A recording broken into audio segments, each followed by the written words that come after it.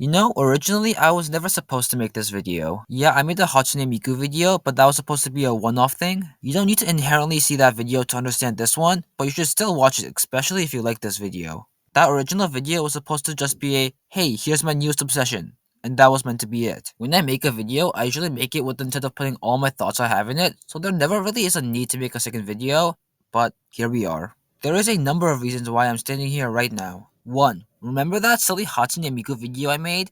Well, that became my most popular video ever. And if movie studios taught me anything, it's that if something is popular, oversaturate it until you are milking a skeleton of a cow. 2. I have more to talk about Miku. I mean, not really, but I can at least make one more video off her.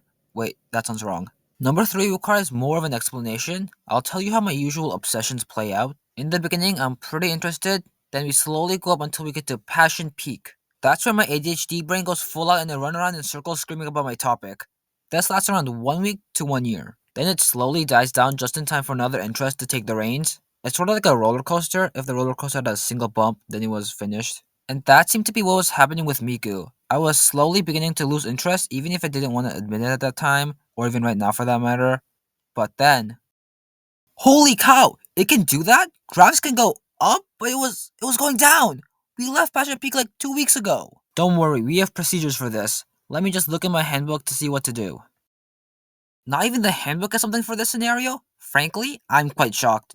I never actually learned how to read the graph anyways. Sure, there are some exceptions to the obsession curve, like how Gravity Falls just never left Passion Peak, so it's not really a peak, and more of a plateau. But the Miku graph and the Gravity Falls graph look obviously very different. The Gravity Falls graph looks like a roller coaster that became like a normal road, I guess. But the Miku graph looks like a roller coaster that has a bump, and then a higher bump? What? I can't handle that much adrenaline. This never happened. I don't know what's gonna happen next. Whoa, blacked out there for a few seconds. Hey, why is my computer open? What am I doing on Google Contacts? Oh. Oh. That's new. Apparently when the obsession graph goes up to Passion Peak and then goes back down just to go back up again, it means I changed all my email contacts to Hatsune Miku.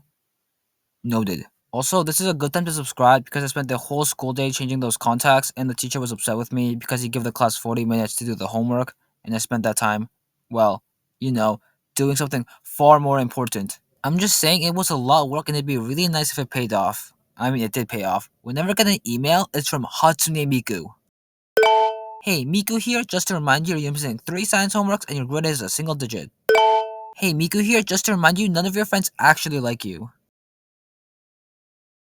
Yay! Miku emailed me! Now I get Miku spasms. Sometimes when I think of Miku, I get so happy my body starts shaking uncontrollably. Sure, what I just said isn't true, but it's a funny bit to do when your friends are around.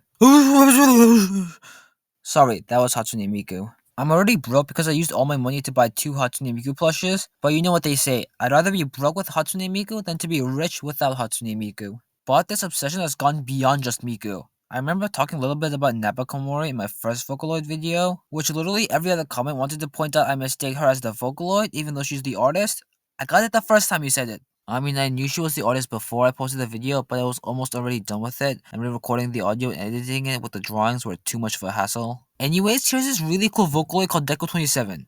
I'm just joking. Miku has slowly evolved into me just liking Japanese music. It was first a few different Vocaloids that joined the playlist, but then it became Japanese music as a whole. Speaking of the playlist, I just want to thank all of you who recommended me songs and artists because my playlist is almost 2.5 hours long. I don't think I really went too deep into this in my first video, but Miku was the one who taught me to appreciate music. Like before this, I just never got the appeal. I never understood why someone would get so obsessed with a certain artist and spend a ton of money to go to their concerts. All they did is create a series of noises that had an appealing pattern to it to try to attract listeners. But now I get it, the series of noises have an appealing pattern to it to try to attract listeners.